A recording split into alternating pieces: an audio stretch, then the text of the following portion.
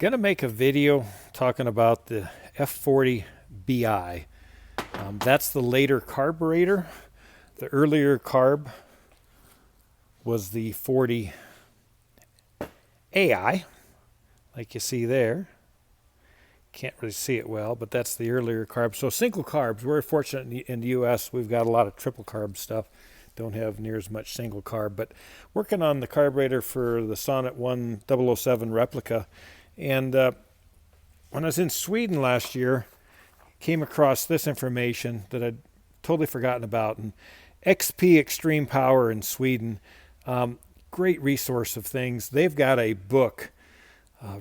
Book's probably an inch thick of all kinds of modifications, upgrades, V4, two-stroke, incredible stuff. So if you don't have that tuning book that Nicholas puts out, and Joran and Frederick there with XP Extreme Power, I would highly recommend going online and buying that.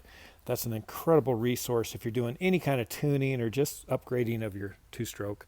But I'm looking at what this says to do, and basically it's telling you that that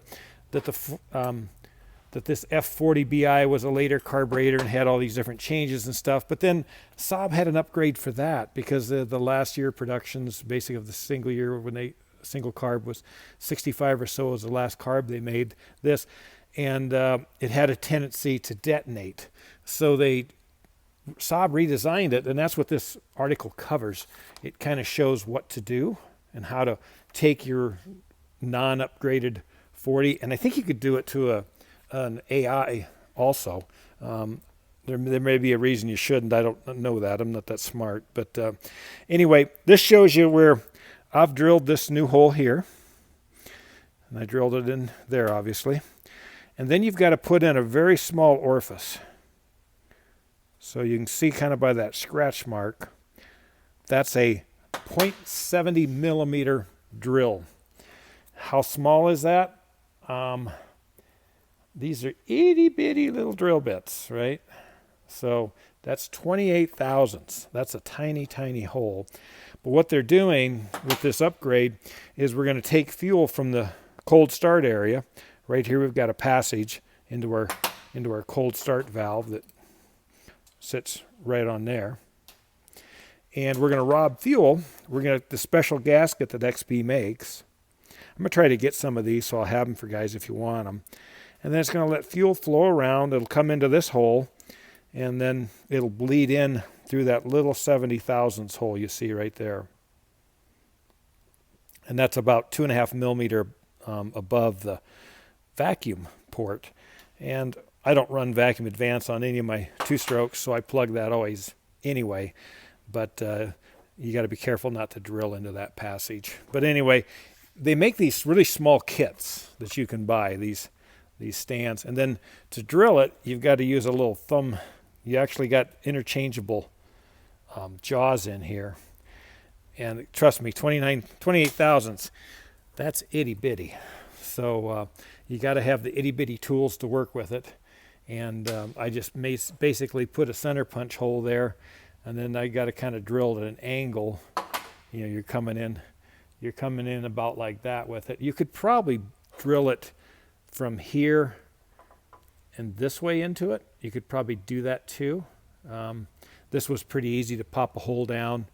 I got about as far as I needed to be. Then I made sure I went in deep enough with my 28 thousandths bit, and then I just drilled that down a little bit further until I touched into it. So, but this will rob fuel from the cold start, and as you get off idle, and you know, and a lot of these cars had trouble with detonation, not always at full throttle. And this helps put more fuel in there and helps eliminate some detonation issues.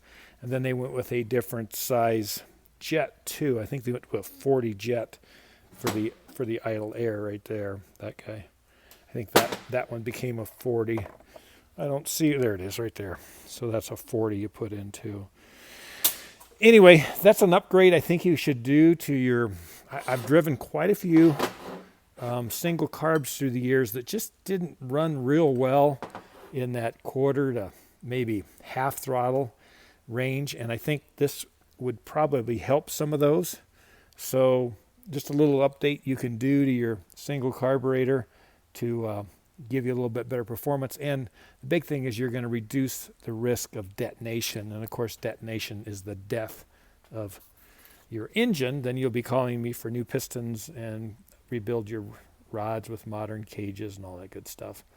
But anyway, maybe I can hold that there long enough and you can see some of it.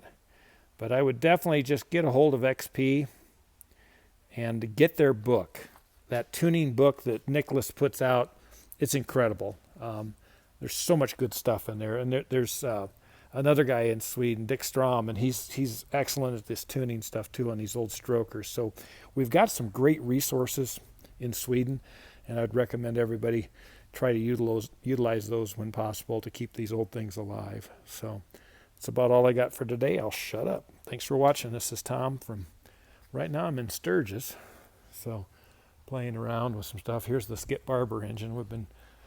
I got to take the head off. It's got a stuck valve now, so got to do some work there. But anyway, got a couple Saabs floating around here, even a suicide door 59. So have a good one. Thanks.